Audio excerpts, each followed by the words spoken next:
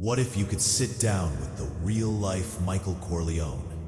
Not a character from a movie, but the man Fortune magazine named one of the 50 biggest mafia bosses. The man who, at just 35 years old, was pulling in $6 to $8 million per week. A man who walked into a room knowing he might not walk out and lived to tell the tale. In this conversation, you're not just going to hear mob stories. You're gonna decode a masterclass in negotiation, power, and survival. You will learn the brutal art of the sit-down and how to use its principles to win any business negotiation. You will learn how to identify who you can truly trust and spot betrayal before it happens, using the mafia's concept of a consigliere. You will understand the psychological shift that allowed him to walk away from a life of power and money, and how you can apply that same clarity to change your own path. And you will discover the one negotiation tactic he used against the infamous John Gotti that secured his victory without his enemy even realizing it. This is the story of Michael Franzese, and the lessons he learned in the crucible of organized crime are about to become your most unexpected business manual. Our story begins not with a gun, but with a dream. Michael Franzese was on the path to becoming a doctor, a pre-med student with a world of legitimate opportunity ahead. But fate, as it so often does, had other plans.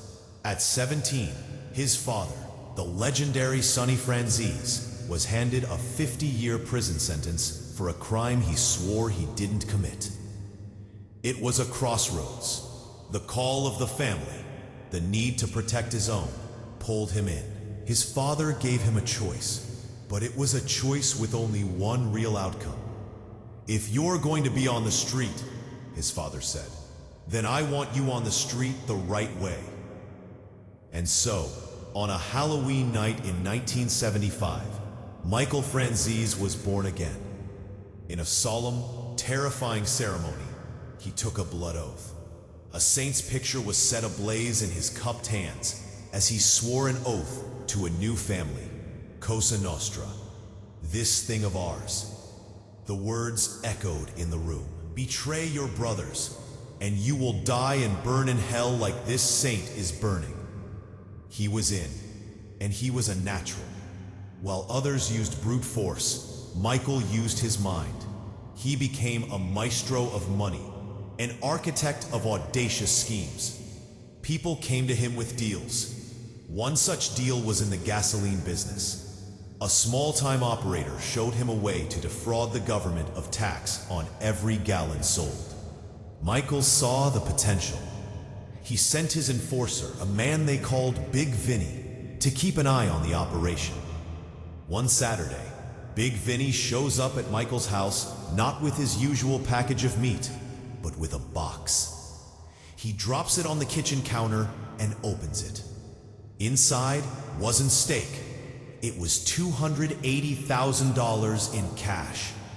That's the first week's take in the gas business, Vinny said. That was the spark. Michael Franzese fanned it into a wildfire. He grew that $280,000 into a $500 million a month operation, at times netting almost $8 million a week. He became the highest-earning mafia boss since Al Capone. He didn't compete with other gas stations. He made them an offer they couldn't refuse. He'd tell a station owner, if you sell for 95 cents, I'll sell for 92. If you go to 92, I'll go to 80. I will put you out of business. Or you can buy from me, and we all prosper. It was a ruthless, brilliant application of market dominance. But with great power comes a giant target on your back. The higher you climb, the more the knives come out. He faced resentment from the old guard, who watched a young prince amass a kingdom. A false newspaper story claimed he was going to break away and start his own family, poisoning the ear of his boss. Then came the night that would change everything. The sit-down from hell. He was summoned to a basement apartment in Brooklyn. The setup was bad, he recalls. I'll be honest, I thought I might have gotten killed that night. As he walked the 30 yards from his car to the door, every sense was heightened. He could hear the crickets chirping, smell the flowers. It's in moments like these you meet your maker. He was questioned, accused of holding back money. But the deepest cut came from his own father, his hero, who in that room failed to defend him. It really hurt, Michael confesses. If this life can separate a father and son, what do we really have here? That betrayal, as painful as it was, became the crack in the door that let the light in. It was the event that began to loosen the chains. He met his wife soon after, and he made the impossible decision to walk away. There is no blueprint for leaving the mafia and surviving. Most who try end up dead. But Michael Franzese is a student of strategy until the end. He moved across the country, vanished from the map. He stopped creating patterns. No regular restaurants, no routine dog walks. He never put a utility in his name. He became a ghost. Most importantly, he never broke his blood oath by testifying against his former associates. He outlasted them. Through wars, indictments, and prison sentences, he remained disciplined, shrewd, and alive. He faced down Rudy Giuliani, who personally threatened him with 100 years in prison. He was acquitted, the only one on that major RICO case to walk free. That victory gave him the leverage to negotiate a plea deal on other charges, securing a mere 10-year sentence when others were getting 50 to 100. He served his time and walked out a free man, his soul and his life intact. So what can a corporate executive, a salesperson, or an entrepreneur learn from the life of a mafia boss? The answer is more than you think. The arena may be different, but the human nature is the same. The art of the sit-down or negotiation. Michael learned that in high-stakes meetings, you never show all your cards. It's always great to let the other person talk, he says. Throw out a word that gets them going, and as they're talking, you can figure out their mentality. He applied this against John Gotti. Gotti had an ego that could never lose. So when Michael wanted to be bought out of a business, he insisted on buying Gotti out instead. Gotti, insulted, demanded to be the buyer. Michael relented, got his money, and 3 months later, the business collapsed. He got what he wanted by letting his opponent think he had won. Your takeaway? Know what you want, know what you'll settle for, and master the art of strategic concession. Second, identifying your consigliere, or trusted advisor. In the mafia, a consigliere is meant to be a wise, discerning, and cool-tempered advisor without a personal agenda.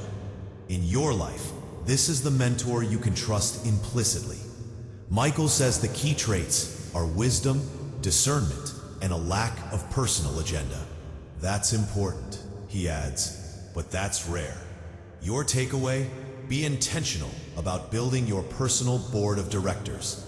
Find those few people whose wisdom you trust and whose motives are pure. They are your compass in a world full of noise.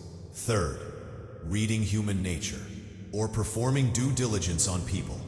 In a world where a handshake could be a death sentence, Michael learned to read people intuitively. He understood that today's nobody could be tomorrow's king. So you always treat people with a baseline of respect, but you also learn to sense ambition, deceit, and weakness. Your takeaway? Trust your gut. If a deal or a partnership feels wrong, it probably is. Pay less attention to what people say and more to their patterns of behavior. Fourth, the power of delegation. Michael's mantra was, do what you do best and delegate the rest. He wasn't a chemist or a truck driver. He was a strategist and a deal maker. He found the right people, motivated them, and put them in a position to succeed. Your takeaway? You can't scale by doing everything yourself. Identify your unique genius zone and build a team you can trust to handle the rest. And finally, the ultimate pivot, knowing when to walk away. The most powerful lesson is knowing when the game is no longer worth playing. The betrayal by his father was a misery that became a blessing. It broke the emotional tie to a destructive life and gave him the clarity to leave. Your takeaway: are you in a job, a career, or a situation that is costing you your soul? Have the courage to audit your life. Sometimes, the most strategic and powerful move you can make is to walk away and build something new on your own terms. Michael Franzese's story is one of extreme power, harrowing risk, and ultimate redemption. He went from a blood oath in a Brooklyn basement to a life of faith and family, proving that no matter your past, your future is yours to write. The lessons aren't about crime. They're about the fundamental drivers of human interaction: power, trust, strategy, and survival. He lived them in the most extreme environment imaginable. So the next time you walk into a negotiation, think of the sit-down. When you choose your advisors, think of the Conciegliere. And when you face a crossroads, remember that sometimes the bravest thing you can do is not to fight, but to have the clarity to walk away and build a new life. That is an offer you truly cannot refuse.